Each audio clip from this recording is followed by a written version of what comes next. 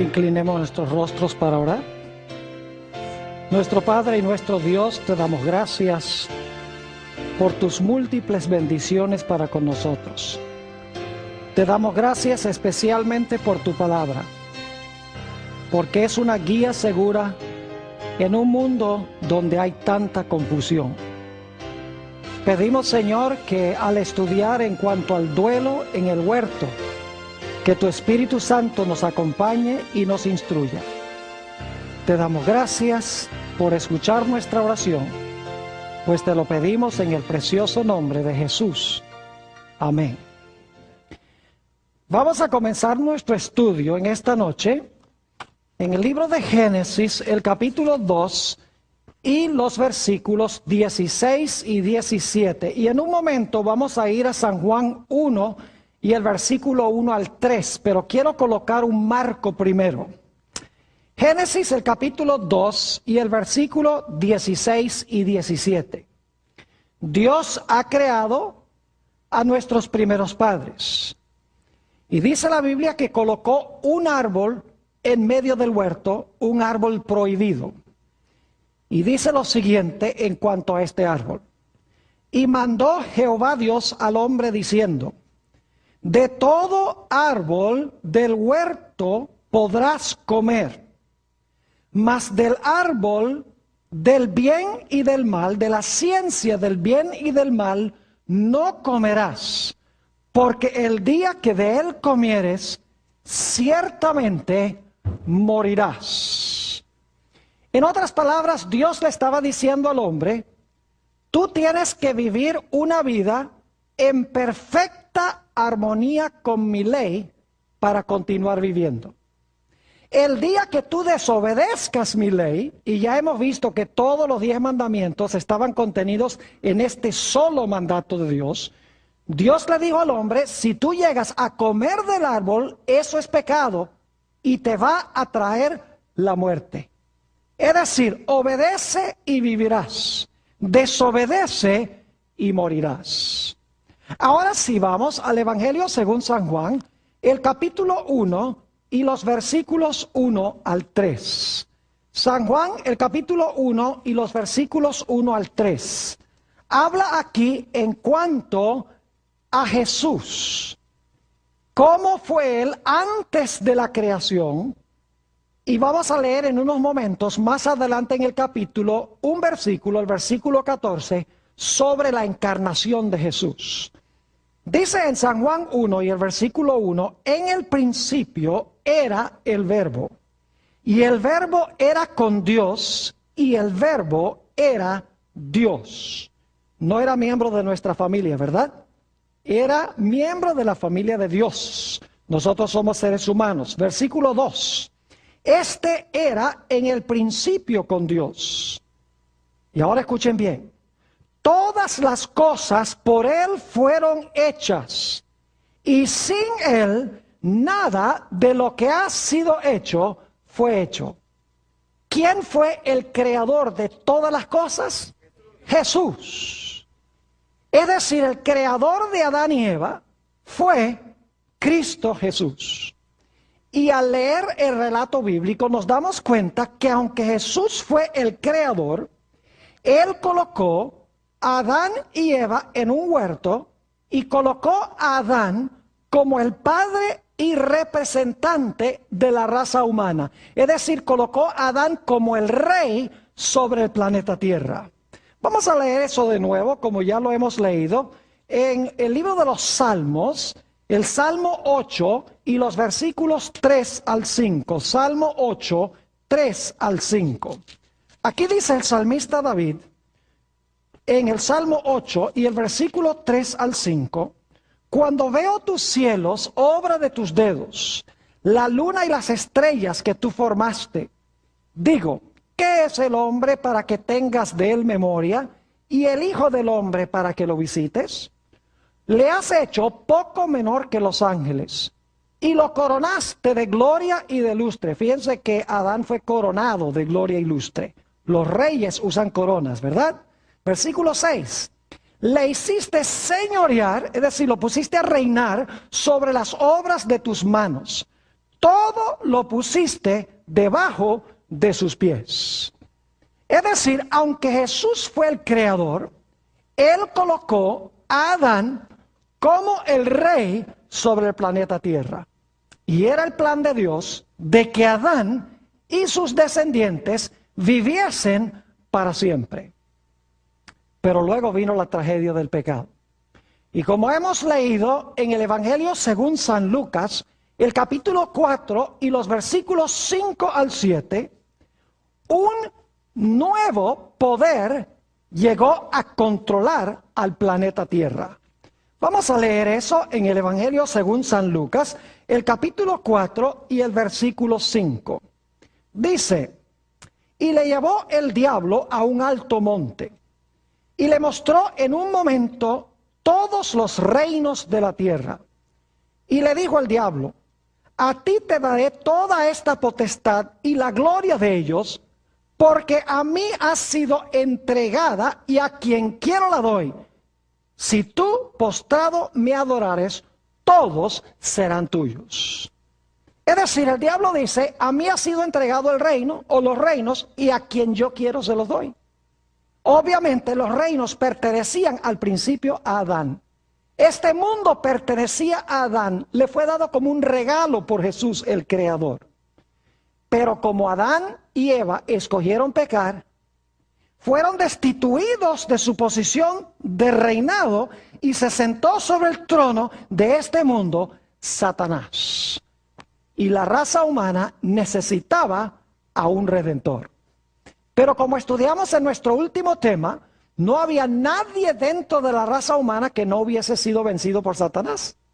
Porque en Romanos 3:10 dice: todos han pecado, no hay justo ni aún uno. Todos han pecado y están destituidos de la gloria de Dios. Es decir, el plan original de Dios era que el hombre fuese rey, que su territorio fuese el planeta Tierra y viviese para siempre. Cuando Adán pecó y sus descendientes pecaron, se estropeó el plan.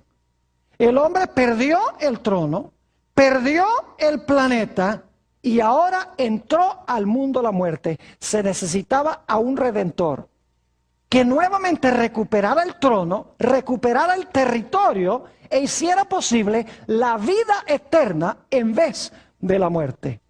Pero dentro de la raza humana no había nadie que pudiese recuperar lo que se había perdido.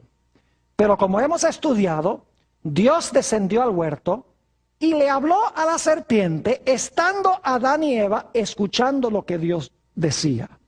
Y Dios le dijo a la serpiente, a Satanás: yo voy a mandar una simiente a este mundo nacida de mujer. Esa simiente te va a hacer la guerra. En el proceso de la guerra tú le vas a causar dolor, le vas a herir en el calcañar, pero te va a salir caro. Porque en el proceso de la guerra, él te va a dar un golpe mortal en la cabeza y de ese golpe tú no te vas a recuperar. Es decir, lo voy a mandar a esta simiente para recuperar todo lo que perdió el primer Adán. Ahora, ¿cómo se iba a recuperar lo perdido? Ustedes recuerdan que el primer resultado del pecado del hombre fue que se fue la gloria que lo cubría y ahora se vio ¿cómo? Se vio desnudo. Es decir, era necesario cubrir de nuevo la vergüenza de su desnudez para restaurarlo a su condición original. La pregunta clave es: ¿cómo podía restaurarse el hombre a la condición original en la cual se encontraba? Génesis 3:21 tiene la respuesta. Vayan conmigo a Génesis 3:21, lo hemos leído de nuevo. Este repaso es vital para lo que vamos a estudiar en nuestro tema de hoy. Dice allí en el versículo 21, y Jehová Dios hizo al hombre y a su mujer túnicas de pieles y los vistió. ¿Qué hizo Dios para Adán y Eva? ¿Túnicas de qué? Túnicas de pieles y los vistió. Ahora, hay 4 puntos claves que quiero recalcar en este versículo. Número 1, Adán y Eva estaban desnudos como resultado de su pecado. En segundo lugar, se escogieron probablemente 2 corderos, o por lo menos 2 animales perfectos, sin defecto. Y luego esos animales perfectos y sin defecto fueron muertos. Para conseguir la piel de un animal hay que matar al animal. Y luego, después que muere ese cordero o ese animal perfecto o esos animales perfectos, porque eran 2 pecadores, se tomaron las pieles y se formaron vestiduras para cubrir la vergüenza de la desnudez de Adán y Eva. El diablo es un ser muy perspicaz e inteligente. No cabe duda que el diablo estaba mirando lo que estaba sucediendo y estaba pensando, cuando el hombre pecó, cuando quebrantó la ley de Dios, perdió su trono, perdió su territorio, entró la muerte, quedó desnudo. Pero ahora yo veo que Dios manda al hombre a escoger 2 corderos perfectos. Esos 2 corderos perfectos luego son sacrificados, mueren. Y luego entonces se toman las pieles y con las pieles se cubre la vergüenza de la desnudez del hombre. Y Satanás está pensando, yo creo que yo sé lo que va a hacer Dios.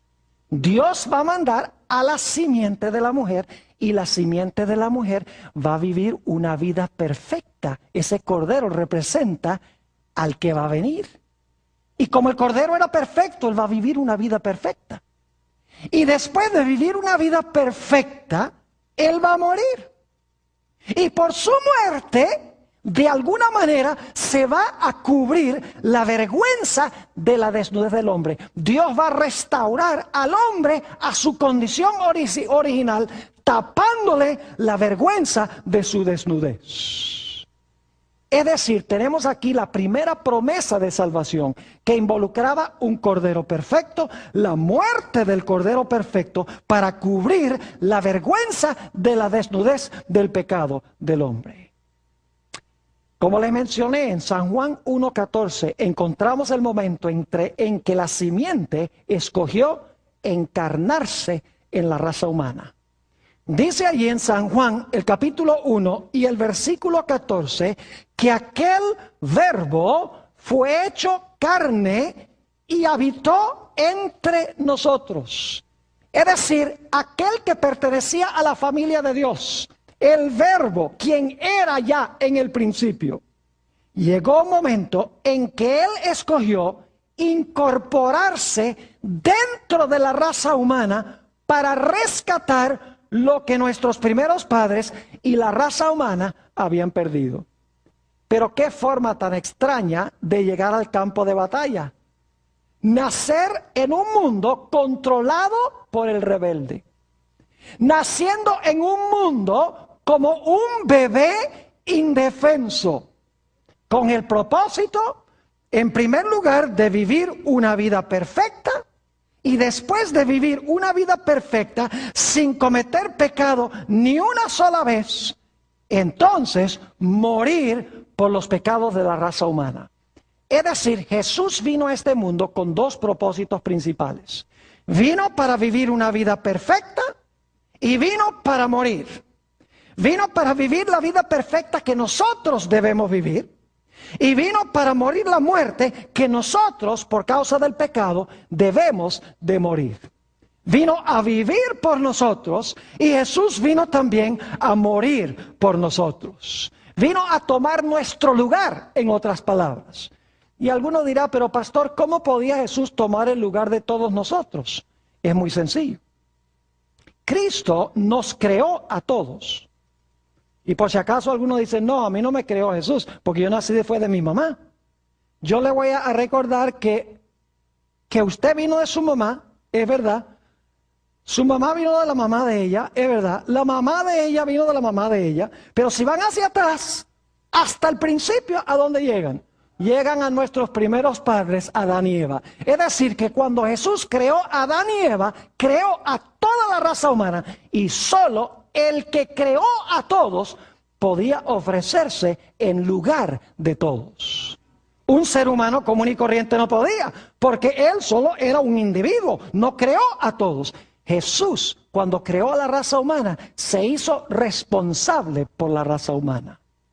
Ahora es interesante notar que en Éxodo 12 y el versículo 5, nos habla del cordero que se ofreció en el tiempo de la Pascua, cuando Israel fue librado de Egipto. Vamos a notar eso, Éxodo el capítulo 12 y el versículo 5. Y quiero que noten qué interesante las características de este cordero. Nuevamente, Éxodo 12 y el versículo 5.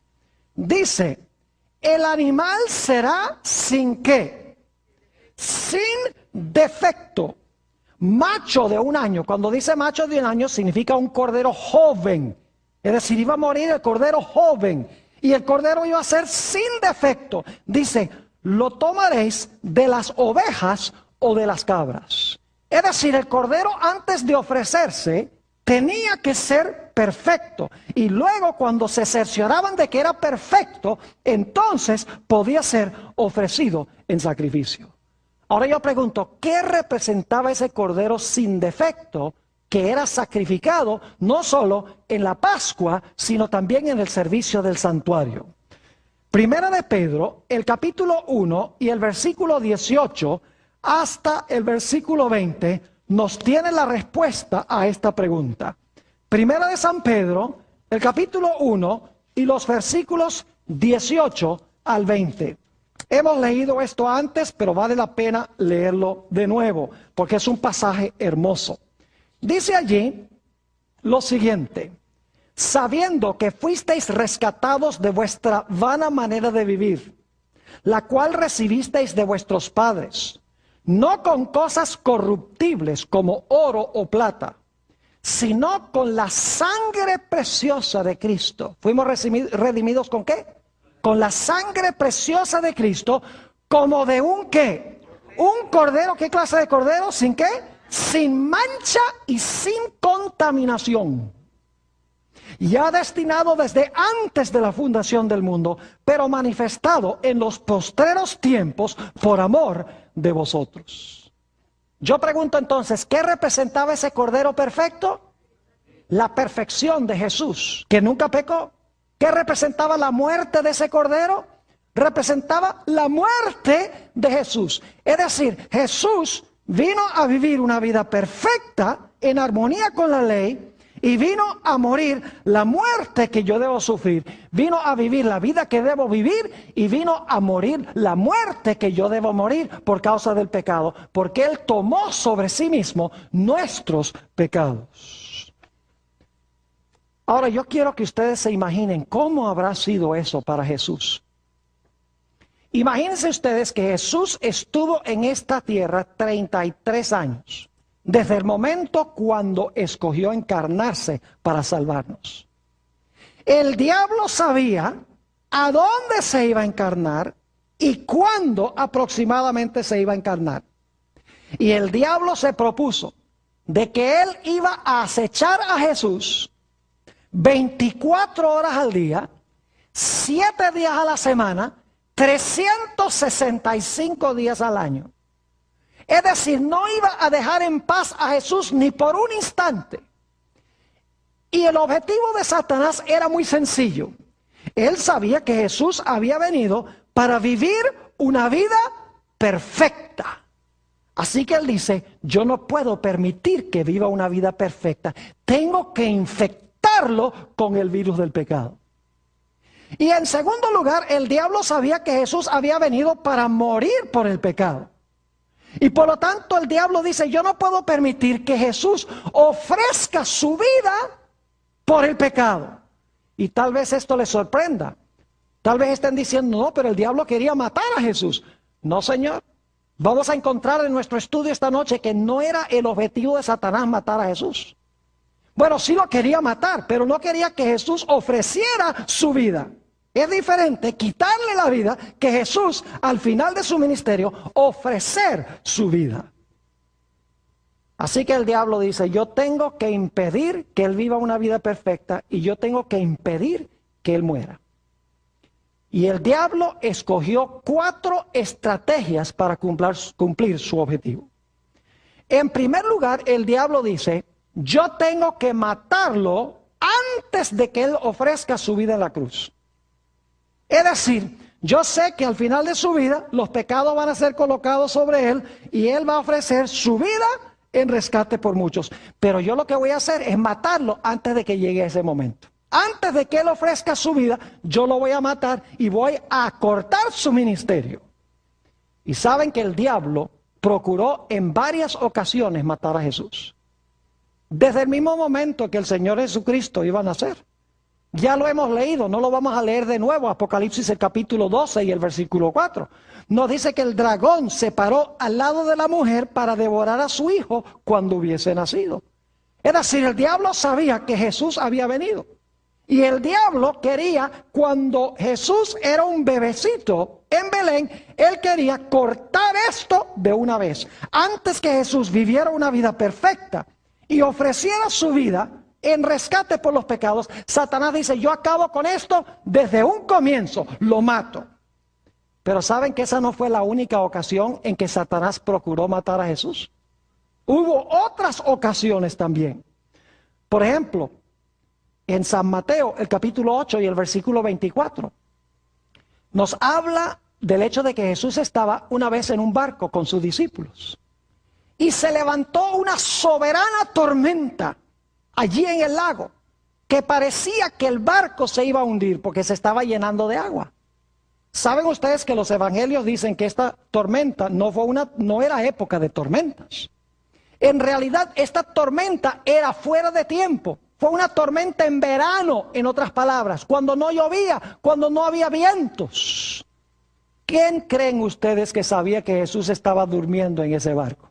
Satanás. ¿Y qué propósito tenía Satanás? Él quería ahogar a Jesús. En otra ocasión, y esto se haya relatado en Lucas 4, 28 al 30, Jesús se encontraba predicando en la sinagoga en Nazaret. Y Jesús dijo algunas cosas que a la gente no le gustó. Dijo que en los días de Eliseo, Dios favoreció a un hombre que era sirio, que no era israelita, se llamaba Naamán, y favoreció a una viudita que no era ni siquiera israelita. Y ellos, siendo muy nacionalistas, se enojaron con Jesús. Y dice la Biblia que lo sacaron empujado de la sinagoga y lo llevaron a un precipicio con el fin de echarlo abajo. ¿Quién creen ustedes que quería que Jesús fuera echado abajo en ese precipicio? Era Satanás. Ustedes pueden leer en varias ocasiones durante el ministerio de Jesús, Satanás procuró que apedrearan a Jesús. Un ejemplo lo encontramos en San Juan 8 y el versículo 59. Jesús acababa de decir, antes que Abraham fuese, yo soy. Se estaba proclamando el gran yo soy del Antiguo Testamento, de Éxodo 3 y el versículo 14. Y se enfurecieron. Y dice que recogieron piedras para tirárselas a Jesús, pero no había llegado todavía la hora de la muerte de Jesús. Y Jesús desapareció en medio de ellos. En otras ocasiones, como relata San Marcos 1 y el versículo 23 y 24, nos dice la historia que a veces los demonios, los endemoniados venían corriendo hacia donde estaba Jesús, indudablemente con el fin de destrozarlo. Y claro, cuando llegaban a donde estaba Jesús, se tenían que parar porque se daban cuenta en la presencia de quien estaban. Inclusive en Marcos el capítulo 1 dice que los demonios declaraban, dice, nosotros sabemos quién eres tú. Tú eres el Santo de Dios. Y no podían acercarse a Jesús, ni podían poner un solo dedo sobre Jesús. Es decir, el diablo quería matar a Jesús antes de que Jesús llegara a su hora en que debía ofrecer su vida en rescate por muchos. La segunda estrategia de Satanás fue la de tratar de infectar a Jesús con el virus del pecado. Porque si infectaba a Jesús con el virus del pecado, Jesús estaría en la misma condición que nosotros. Jesús hubiera necesitado un redentor.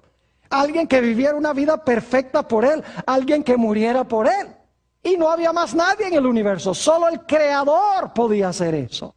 Y por lo tanto Satanás dice, si no lo puedo matar antes de que ofrezca su vida, Lo que sí voy a hacer es infectarlo con el virus del pecado para que su sacrificio no sea perfecto.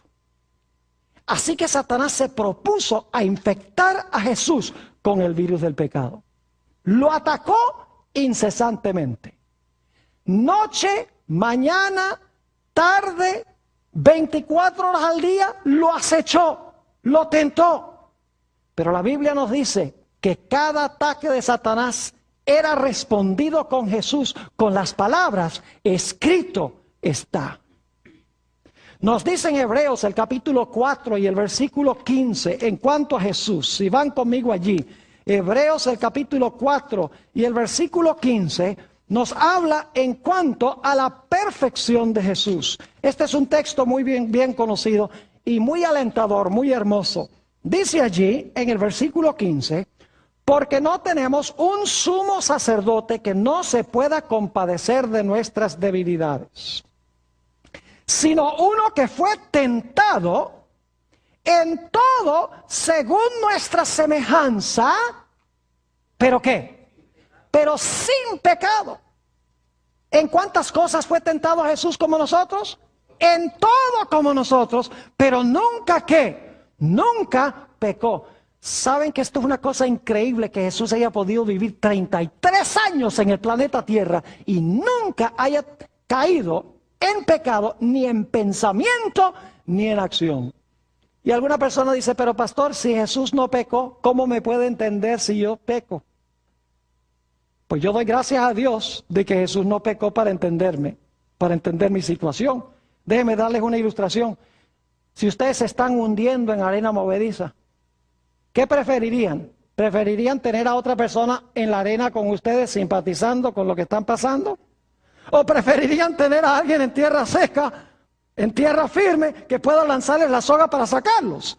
Yo preferiría tener a alguien en tierra sólida con una soga para sacarme. Si Jesús hubiera pecado, Él hubiera estado en la arena hundiéndose con nosotros y no podría habernos salvado. Note lo que dice Primera de San Juan, el capítulo 3 y el versículo 5 en cuanto a Jesús. Dice, sabemos que Él apareció para quitar nuestros pecados y no hay pecado en Él. ¿A qué vino Jesús? A quitar nuestros pecados. ¿Y qué? Y no hay pecado en Él. Note lo que dice Primera de San Pedro, el capítulo 2 y el versículo 22. Declara esto. En cuanto a Jesús, el cual no hizo ¿qué? No hizo pecado, ni se halló engaño en su boca. El testimonio del Nuevo Testamento es que aunque Satanás se lanzó con todas sus fuerzas en contra de Jesús, el Señor Jesucristo resistió cada ataque de Satanás y nunca pecó.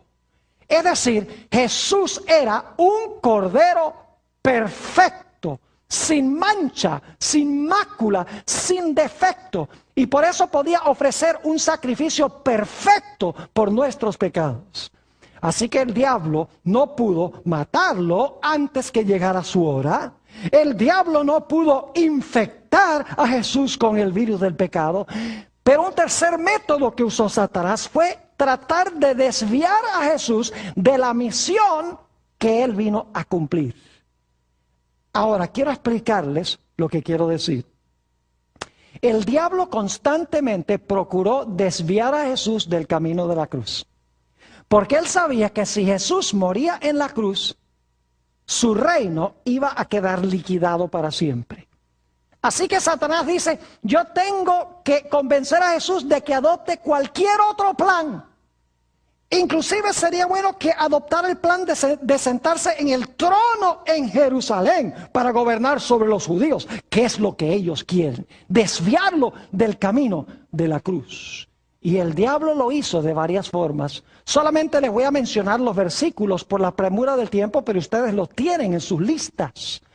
En Mateo el capítulo 4 y el versículo 8 y 9, nos dice que el diablo llevó a Jesús a un alto monte, le mostró todos los reinos de la tierra. Y lo que Satanás le está diciendo a Jesús es esto, mira, ¿tú crees que tú tienes que morir para recuperar todos esos reinos? ¿Tú crees que tú tienes que dejar que te escupa en la cara y que te den golpes y que te pongan una corona de espinas, como dice la profecía de Isaías 53. ¿Tú crees que tú tienes que ponerte en manos de tus criaturas para que ellos te maltraten, para recuperar los reinos del mundo? El diablo dice, no, no, no, no, no.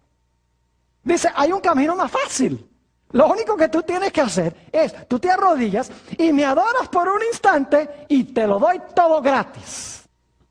Tratando de desviar a Jesús de la cruz y adoptar un camino más fácil.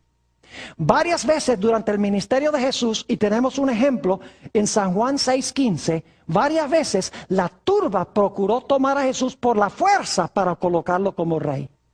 El diablo quería que Jesús se proclamara rey de los judíos y se sentara en el trono sobre un reino terrenal. Es decir, no quería que Jesús muriera para recuperar el reino, sino que quería que Jesús ocupara el trono de David, gobernando sobre la ciudad de Jerusalén y sobre los judíos. Pero dice allí en San Juan 6 y el versículo 15, cuando trataron de tomarlo por la fuerza, Jesús se fue al otro lado del lago, a un lugar solitario, y se puso a orar. No se desvió del camino. Inclusive sus propios discípulos a veces se prestaron para tratar de desviar a Jesús del camino de la cruz. Tenemos por ejemplo en San Mateo el capítulo 16 y el versículo 23. Después que San Pedro dijo, tú eres el Cristo, el Hijo del Dios viviente. Y Jesús le dice, oh, bienaventurado eres Simón, has hablado muy bien. Y Pedro se está sintiendo muy bien. Luego Jesús le dice a los discípulos, es necesario que el Hijo del Hombre vaya a Jerusalén, sea maltratado, caiga en manos de los líderes, sea muerto y resucitar al tercer día. Y dice allí en San Mateo 16 que el apóstol Pedro tomó a Jesús del brazo y le dijo, no seas tan pesimista, que tú vas a ir a Jerusalén a morir. El Mesías no muere, el Mesías se sienta en el trono de Jerusalén. ¿Y qué le dijo Jesús? No estaba hablándole a San Pedro. Jesús le dice, apártate de mí, Satanás, porque me eres ¿qué? Porque me eres un estorbo, eres piedra de tropiezo. Es decir, Pedro se estaba prestando como instrumento para tentar a Jesús de que no fuera la cruz, sino que fuera la clase de Mesías que los judíos estaban esperando. Unos pocos versículos después, en el capítulo 17 y el versículo 4, Jesús subió con 3 de sus discípulos al monte de la transfiguración, con Pedro, Santiago y Juan. Y Jesús se transfiguró delante de ellos, como se verá cuando venga en poder y gloria en su segunda venida, para que ellos captaran una vislumbre de lo que iba a venir después de la cruz. Y descienden sobre el monte 2 personajes, Moisés y Elías. Moisés había muerto y resucitado, ido al cielo. Y Elías había sido trasladado al cielo de entre los vivos, cuando leemos el Antiguo Testamento. Y después de esta experiencia, el apóstol Pedro le dice al Señor Jesucristo, Señor, no vayamos a Jerusalén, porque ya iban en su último viaje para Jesús morir. Pedro le dice, no vayamos, Señor, a Jerusalén, construyamos 3 tabernáculos aquí y quedémonos en la montaña. Es decir, no vayas a Jerusalén a morir. Hacia el final del ministerio de Jesús. El relato se encuentra en San Juan 12 y el versículo 20 al 24. Vienen unos griegos para entrevistarse con Jesús. Y dice, queremos hablar con Jesús, porque hay muchos creyentes en Grecia que necesitan escuchar el evangelio. Y los campos están maduros para la cosecha. Queremos que el maestro venga ya a Grecia a predicar. Y cuando van los discípulos para hablar con Jesús y le dicen, mira, hay unos griegos que quieren hablar contigo para que vayas a hacer obra misionera en Grecia. Jesús dice algo que parece estar desconectado de la conversación. Jesús dice, ha llegado el momento en que el Hijo del Hombre sea glorificado. Es decir, no es tiempo de ir a Grecia. Es tiempo de ir a la cruz. Mi hora ha llegado. Es tiempo de morir. Y luego dice, si un grano de trigo cae en la tierra y muere, retoña y produce mucho fruto.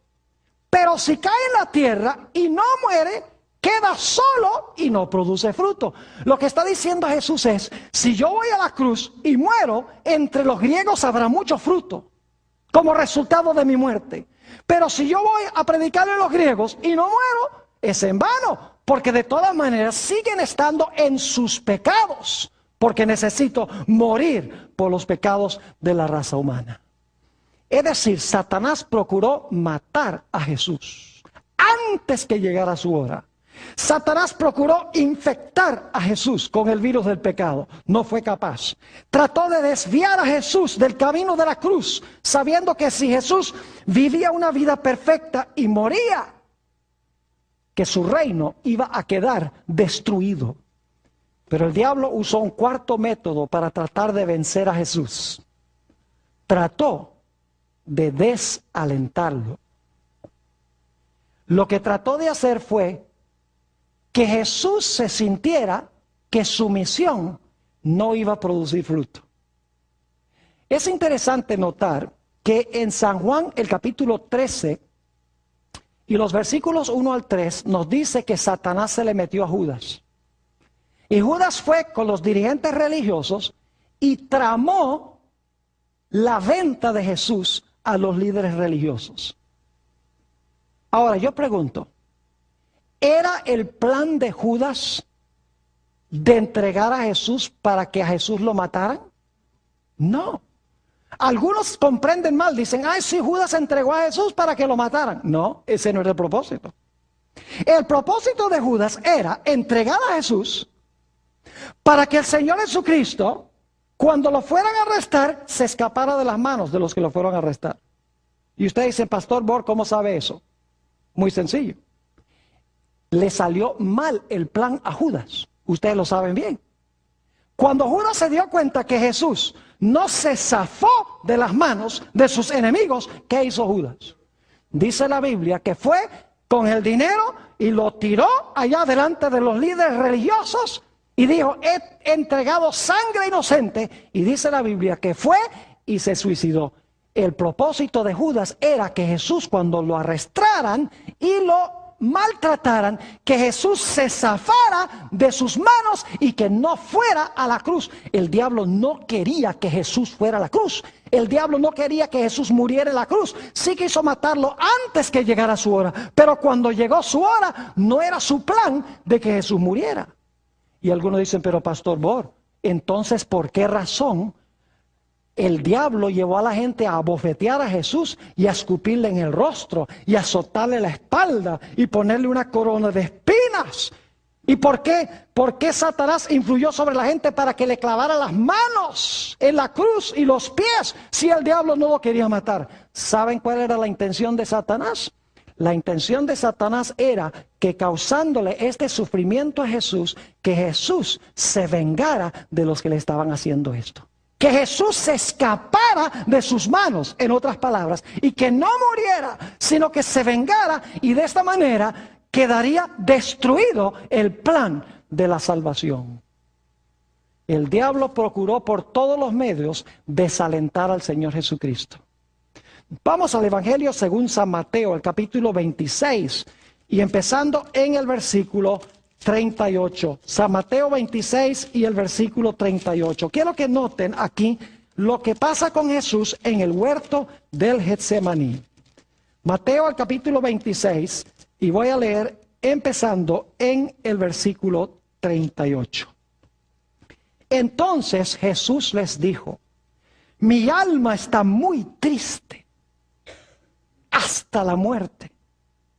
Quedaos aquí y velad conmigo. ¿Qué le dice a sus discípulos? Estoy muy triste. Quédense aquí y velen un rato. Quédense despiertos y velen conmigo. Versículo 39.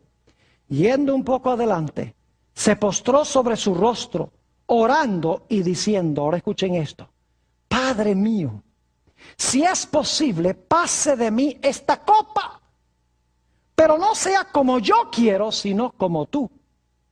¿Qué tenía Jesús en la mano? Una copa. ¿Y qué le está rogando a su Padre? Que esa copa, ¿qué? Pase. Jesús oró esta oración 3 veces. Noten el versículo 42. Otra vez fue y oró por segunda vez diciendo, Padre mío, si no puede pasar de mí esta copa sin que yo la beba, hágase tu voluntad. Versículo 44. Y dejándolos, se fue de nuevo y oró por tercera vez diciendo las mismas palabras. Jesús oró 3 veces: Padre, quiero que pase de mí esta copa. Ahora yo quiero preguntarles, ¿qué era lo que contenía esa copa? Lo que tenía esa copa era la ira de Dios. La ira de su Padre contra el pecado. Ustedes recuerdan que en el libro de Apocalipsis hay 7 copas que tienen 7 ángeles. ¿Y de qué están llenas las copas? Dice que las copas están llenas de la ira de Dios. Es decir, la copa que Jesús tenía que beber estaba llena de la ira de Dios. Y enseguida decimos, ¿por qué estaba llena de la ira de Dios si Jesús nunca pecó? La razón es que Jesús tenía que beber la copa que tú y yo debemos beber. El Señor Jesucristo tenía que beber la copa de la ira de Dios contra el pecado, porque Jesús estaba tomando sobre sí mismo nuestros pecados. ¿Y saben quién le dio esa copa a Jesús? Note lo que dice San Juan, el capítulo 18 y el versículo 11. San Juan, el capítulo 18 y el versículo 11 nos dice quién fue el que le dio esa copa a Jesús. La copa que tú debes beber y la copa que yo debo beber. Dice allí en San Juan, el capítulo 18 y el versículo 11. Jesús entonces dijo a Pedro: mete tu espada en la vaina. La copa que el Padre me ha dado, no la he de beber. ¿Quién le dio la copa a Jesús? Su propio Padre. ¿Pero por qué si Jesús no pecó, no merecía la ira de Dios? Mis queridos hermanos y amigos, es porque Jesús estaba bebiendo la copa de la ira de Dios contra el pecado que debo beber yo. Él estaba colocándose en mi lugar. Él vivió la vida perfecta que yo debo vivir, que no vivo, y Él estaba sufriendo la muerte por mis pecados. Es tan terrible el sufrimiento de Jesús que leemos en el Evangelio según San Lucas, el capítulo 22 y el versículo 44. Si van conmigo allí, San Lucas, el capítulo 22 y el versículo 44, que dice que el Señor Jesucristo sudaba grandes gotas de sangre. Dice allí, y estando en agonía, oraba más intensamente, y era su sudor como grandes gotas de sangre que caían hasta la tierra. ¿Cuánta agonía debe estar sufriendo una persona que en vez de sudar sudor, sude gotas de sangre? Saben que posiblemente muchos de ustedes han visto esa película, La Pasión del Cristo, de Mel Gibson. Esa película lo que enfatiza mayormente, según me dicen, es la violencia física que sufrió Jesús. Pero la violencia física que sufrió Jesús no fue nada comparado con su agonía espiritual y mental.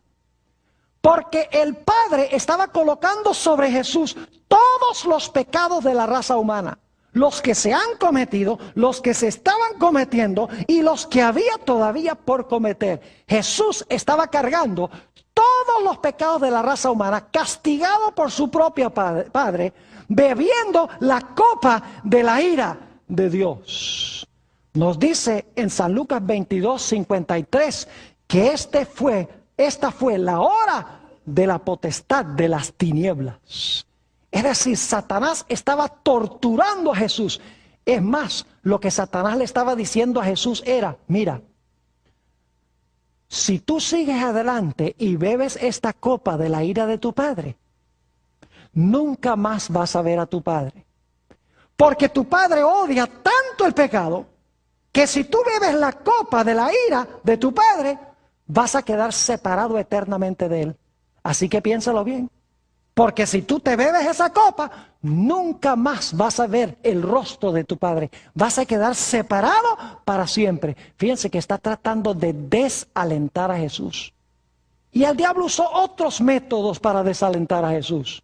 Por ejemplo, cuando sus discípulos debían estar orando por Jesús, ¿qué estaban haciendo? Estaban durmiendo. Judas, uno del círculo de los discípulos, lo entregó. San Pedro, uno de los más importantes discípulos, ¿qué hizo? Lo negó. Es decir, Satanás obró sobre los discípulos para que se durmieran. Satanás obró sobre Judas para que lo entregara. Obró sobre Pedro para que Pedro lo negara 3 veces. Obró sobre la turba para que le escupieran en el rostro, para que lo abofetearan, para que le pusieran una corona de espinas. Todo con el propósito de que Jesús se desalentara. El propósito era decirle a Jesús, mira, lo que tú estás haciendo de nada vale. Uno de tus discípulos te entrego, a ese no lo vas a salvar. Otro discípulo tuyo, Pedro, 3 veces te negó y la tercera vez con malas palabras. Cuando tú necesitabas las oraciones de tus discípulos, todos se durmieron. Mira, el pueblo que viniste a salvar, mire cómo te están escupiendo en el rostro. Cómo te están pegando. Cómo te están colocando una corona de espinas en la cabeza. Cómo te colocan, cómo te hieren la espalda con azotes. Dice, ¿a quién tú vas a salvar? La obra que tú estás haciendo es en vano. Tú no vas a salvar a nadie, ni siquiera tú mismo te vas a salvar. Porque el pecado que tú estás cargando es tan terrible que nunca más vas a ver el rostro de tu Padre. Lo que Satanás le estaba diciendo a Jesús era, vete al cielo a donde te aprecian antes que sea demasiado tarde. Estaba tratando de desalentarlo de ir a la cruz y morir. Y es más, es interesante notar que cuando Jesús estaba colgando en la cruz, si van conmigo a San Mateo 27, van a encontrar algo muy interesante. San Mateo, el capítulo 27, y el versículo 41 al 43. ¿Ustedes creen que el diablo quería que Jesús muriera en la cruz? Noten el versículo 41.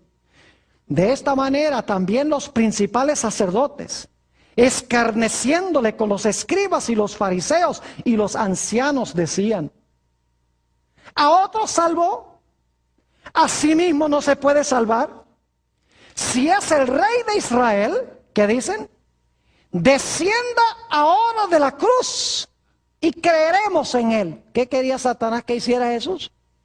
Que descendiera de la cruz. Y luego dicen, confió en Dios. Líbrele ahora si le quiere, porque ha dicho, soy hijo de Dios. Hasta última hora, Satanás está tratando de convencer a Jesús de que Jesús haga ¿qué cosa? De que Jesús se baje de la cruz y no muera. Porque él sabe que si Jesús, habiendo vivido una vida perfecta, muere en la cruz, su reino, el reino de Satanás, está destruido de una vez por todas. Y Jesús habrá recuperado el trono, Jesús habrá recuperado el territorio y Jesús habrá hecho posible la vida eterna para todos aquellos que le reciben como su Salvador. Y luego llegamos a la escena final. Note lo que dice San Juan, el capítulo 8 y el versículo 29. San Juan, el capítulo 8 y el versículo 29. Esto es durante el ministerio de Jesús. Y fíjense qué interesante. Aquí dice el Señor, porque el que me envió, conmigo está. No me ha dejado solo el Padre, porque yo hago siempre lo que le agrada. Es decir, el Padre siempre está conmigo. El Padre nunca me ha dejado solo. Cuán diferente cuando Jesús estaba en la cruz del Calvario. La copa de la ira de Dios que estaba bebiendo le dio el sentido de que su Padre lo había desamparado. Por eso, en San Mateo, el capítulo 27 y el versículo 46, Jesús habla esas palabras terribles desde la cruz. Dice, Dios mío, ¿por qué me has desamparado? Fíjense que durante su ministerio dice, el Padre no me ha dejado solo porque yo siempre hago lo que le complace. Cuando está en la cruz, el Señor Jesucristo dice, Dios mío, ¿por qué me has desamparado? La ira de Dios contra el pecado es tan terrible que Jesús piensa que nunca más verá el rostro reconciliador de su propio Padre. Y luego llega el momento final en la cruz. Después que Jesús dice, Dios mío, ¿por qué me has desamparado? sufriendo las terribles y crueles tentaciones de Satanás, diciéndole, bájate de la cruz, porque si no, nunca más vas a ver el rostro de tu Padre. El Señor Jesucristo dice en alta voz, una voz que llevó a la tierra a temblar, dijo, consumado es. Eso es lo que se prometió en Génesis 3:15. He terminado la obra de la salvación. Le he dado el golpe mortal a Satanás en la cabeza.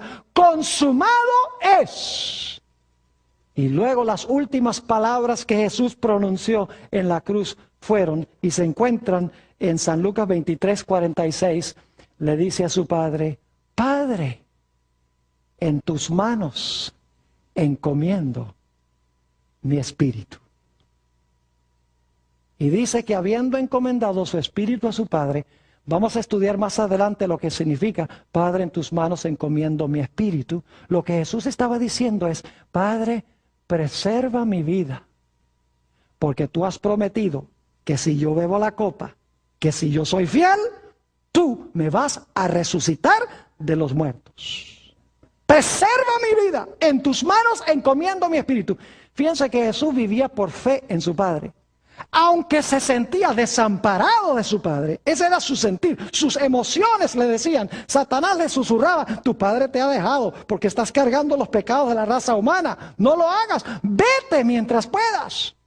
Mientras que sus emociones y sus pensamientos están diciendo eso, Jesús en su mente dice, mi Padre me ha dicho que si yo soy fiel, que si yo ofrezco mi vida, que si yo me mantengo firme, que Él me va a resucitar de los muertos el tercer día. Y por lo tanto, aunque se siente desamparado, dice, Padre, en tus manos encomiendo mi espíritu. Y dice la Biblia que habiendo dicho estas palabras, inclinó la cabeza y expiró. Ahora Satanás dice, mi reino se acabó. Porque vivió una vida perfecta que le puede ofrecer a cada persona que lo reciba. Y murió la muerte que todos deben sufrir. Es decir, la vida perfecta que exige la ley, Él la vivió. Y la muerte que exige la ley por paga del pecado, Él la murió. Y cualquiera que lo reciba, la vida de Él está en lugar de la vida pecaminosa. Y la muerte de Él está en lugar de la muerte suya. El diablo sabía que había perdido en la gran batalla entre el bien y el mal. Pero el diablo no estaba por darse por vencido.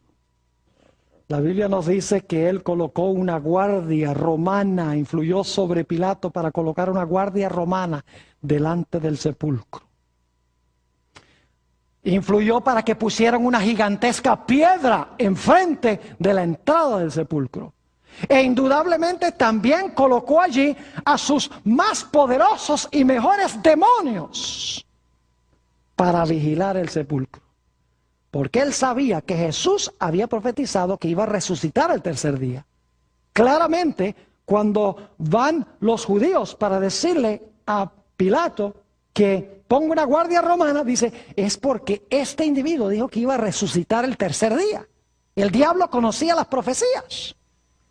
Me imagino a todos los demonios que estaban allí presentes, los soldados romanos, la piedra en la entrada, y el que había vivido la vida perfecta por nosotros y había muerto, la muerte que nosotros debemos sufrir dentro del sepulcro.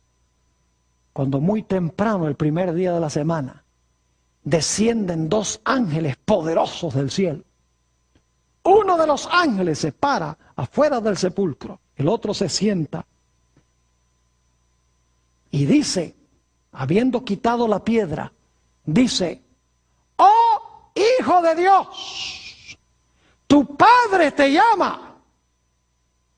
Y pueden ustedes imaginarse la conmoción que hubo. De repente se ve movimiento dentro del sepulcro. Y sale por la entrada del sepulcro, habiéndose quitado los lienzos, o habiéndole el ángel probablemente quitado los lienzos de Jesús, y habiendo Jesús doblado los lienzos, según dice la Biblia, Ahora sale Jesús del sepulcro diciendo, yo soy la resurrección y la vida. Los soldados romanos caen como muertos. La piedra no pudo mantener al príncipe de la vida en el sepulcro. Indudablemente los demonios salieron corriendo, porque el dador de la vida había salido del sepulcro. ¿Y saben lo que es interesante? No salió solo. Nos dice en San Mateo, el capítulo 27 y el versículo 51 al 53, que cuando Jesús resucitó, salieron con Jesús una multitud de personajes que habían muerto antes que Jesús. Y saben que estos personajes eran una pequeña muestra de aquel gran día cuando venga Jesús para resucitar a todos los muertos en Cristo Jesús. Mis apreciados hermanos y hermanas, visitas, los que están viendo vía satélite y por televisión, qué gloriosa victoria ganó el Señor Jesucristo sobre Satanás. Se cumplió Génesis 3:15. Jesús le dio un golpe mortal en la cabeza. Satanás solamente le pudo herir el calcañar. Lo único que resta es ver quién recibirá el regalo que ofrece Jesús. ¿Quién recibirá a Jesús para que pueda ser salvo?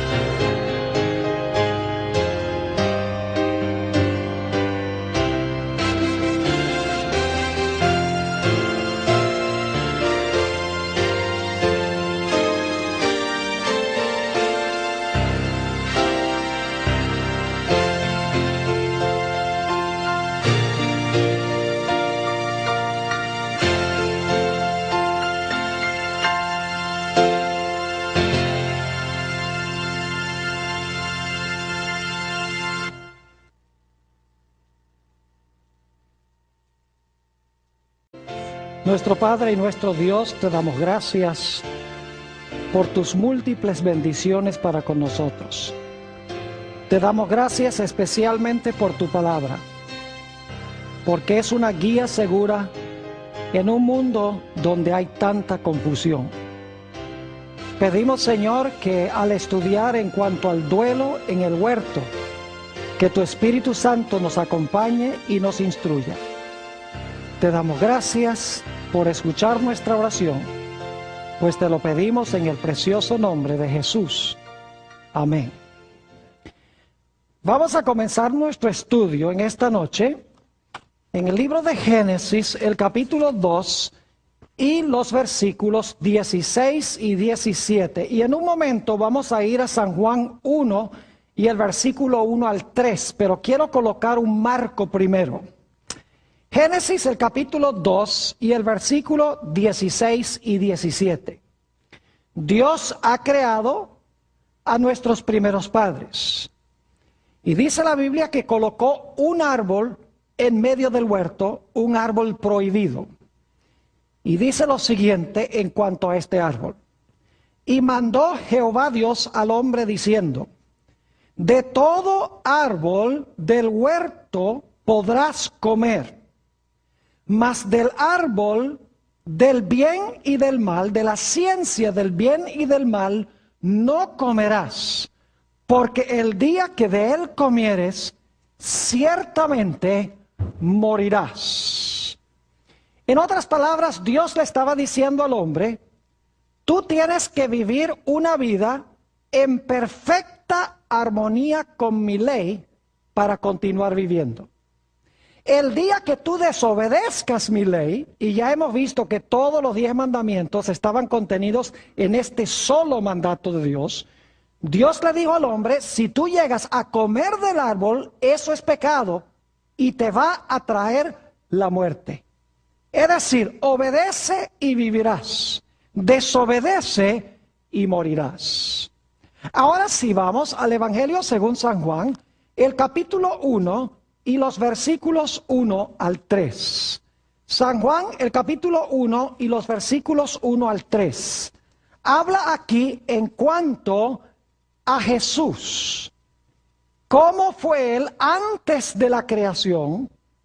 Y vamos a leer en unos momentos más adelante en el capítulo un versículo, el versículo 14, sobre la encarnación de Jesús.